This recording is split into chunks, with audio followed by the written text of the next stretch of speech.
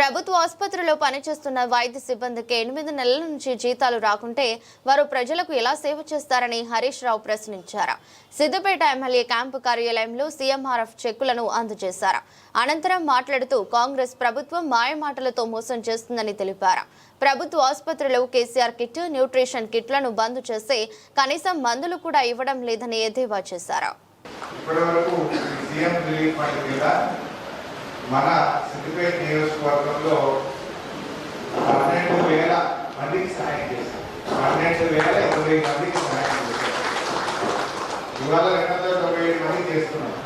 ఇట్లా 12,000 మందికి ఇప్పటిదాకా సహాయం చేశారు. దాదాపు 40 కోట్ల 6 లక్షల రూపాయల సహాయం అందించడం. ఈరోజు 60 లక్షల రూపాయలు ఇస్తే ఇప్పటివరకు ఇచ్చిన డబ్బు 40 కోట్ల రూపాయలు. ఎంతో కొంత పేదలకు చేయూతను అందించేటువంటి కార్యక్రమం చేసుకుంటా ఉన్నాం. అయితే గతంలో ప్రభుత్వ ఆసుపత్రుల్లో కొంత వైద్యం మంచిగా దొరికేది, కానీ ఈ మధ్యకాలంలో కేసీఆర్ కిట్ బంద్ చేసింది, న్యూట్రిషన్ కిట్ బంద్ అయిపోయింది.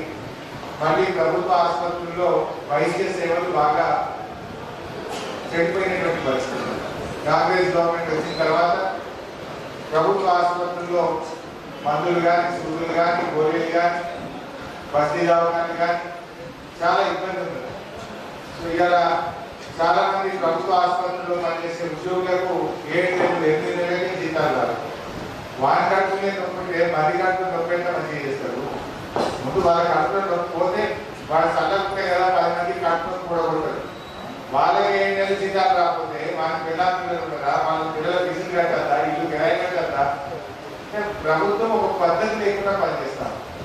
ఇలా ప్రభుత్వ ఆసుపత్రుల్లో మన సిద్దిపేటలో మనం వచ్చి కలిసిందా సార్, మాకు 7 నెలల జీతం పడతలేదు సార్, నువ్వు ఉన్న నెలలు పడ్డారు సార్, ఇంత అయిపోయింది సార్, తాగమైపోయింది సార్ అని నా పిల్లలు వచ్చి చాలా బాధపడతా ఉంటారు నా దగ్గరికి వచ్చి.